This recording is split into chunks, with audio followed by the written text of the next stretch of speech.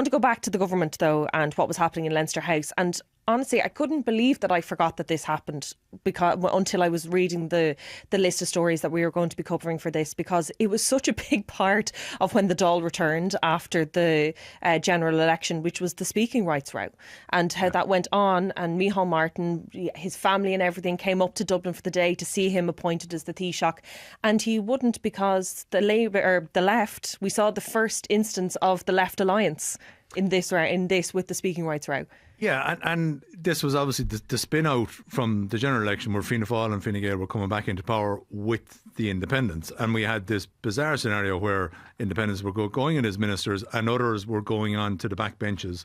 And normally you're regarded as, well, you're on the back benches, you're part of government, but they wanted to be both government supporting and opposition related. So we ended up with these really kind of often juvenile scenes inside in the Dáil, which did not do great credit to the national parliament and to democracy. And as you say, it seemed to go on for weeks on end. Seemed to be very badly handled. I suppose an element of it was as well that there were big personalities and big names attached to the people who wanted to be both government and opposition, Michael Lowry and Danny Healy-Rae being among them. So it meant that it was quite relatable from a public perspective, and the opposition were basically saying, no, we're standing up for democracy here. You can't just decide that you're going to dilute the opposition inside in the national parliament. And really you saw that the government didn't see it coming, and as a result were pretty poor in handling it. But then you saw it getting out of control, and you saw these stand-up protests and chanting inside in the Dáil. Pretty childish. A holy show. It was. But it went on for weeks. And even when everything did settle down, there was the remnants of that protest. Even when the Ceann Comhairle, Verona Murphy, first female Ceann Comhairle, there was even, the opposition weren't happy with her appointment to a certain extent either. That was part of the regional independence. Yeah, they felt that was part of the deal. Now, I don't buy it that this is part of the deal. It's appalling that the Ceann Comhairle's job is part of the deal. The Ceann Comhairle's job is always part of, it's one of the goodies that goes out within a government. So there's no reason it can't be part of that deal. Ultimately, the government part, although it's an open secret ballot these days on the Ceann Comhairle, ultimately the government decides who's getting the job, because they're the ones who will nominate the lead contender, and they have the bigger numbers. So you are kind of looking at it going that was a bit demeaning to the national parliament to see that. But yeah, it did seem to drag on for quite some time, and it did very much overshadow probably the first treatment right up until the summer. It seemed to be just dragging on and on. Absolutely. Kevin, the government lost one of its foundations as well with the departure of Paschal Donohoe. What do you think Paschal's legacy will be, and what do you think the challenges for the government will be as a result? Oh, we can't write Paschal's legacy for several years, I would say, Tabitha, because I was actually talking about someone else.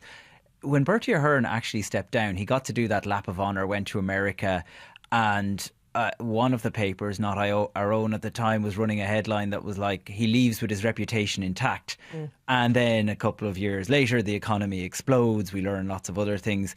So until we know how the economy plays out over the next few years, we can't actually write Prudent Paschal's legacy. But there's no doubt that he was a stabilising force within everything that happens in that coalition, and indeed previous coalitions. So that is gone.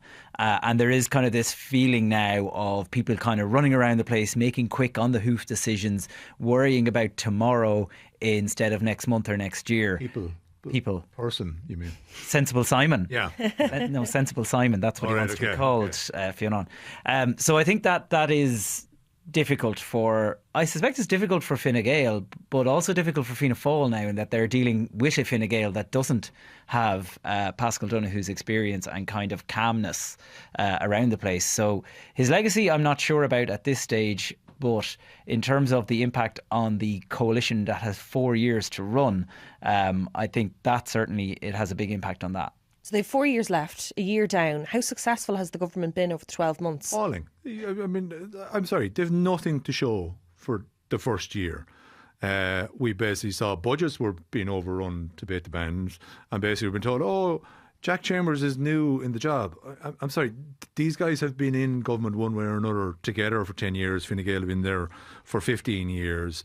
We saw how it took towards the end of the year to finally get a housing plan.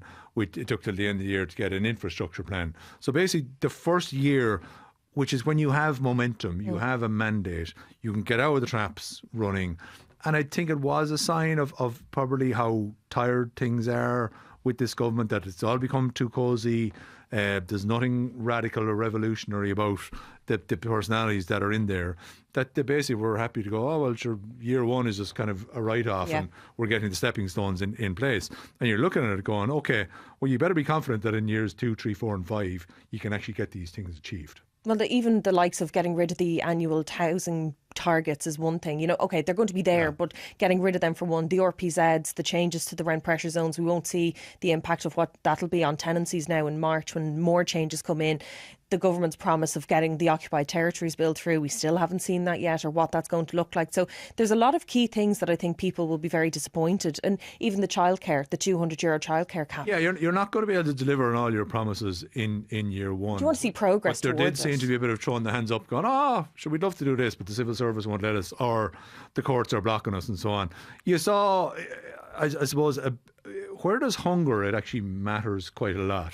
So I suppose you saw with Jim O'Callaghan coming in as Minister for Justice, having been in exile for the previous 5 years, comes in, kind of hits the ground running on things like deportations and some other legal reforms that he wants to get stuck into, and that's fair enough. And he seemed to be kind of have a handle on it and not have a settling in period. Likewise, Jennifer Carroll McNeil comes in. She looks at things like the consultant's contract and goes, why aren't we better manned over the course of the weekend?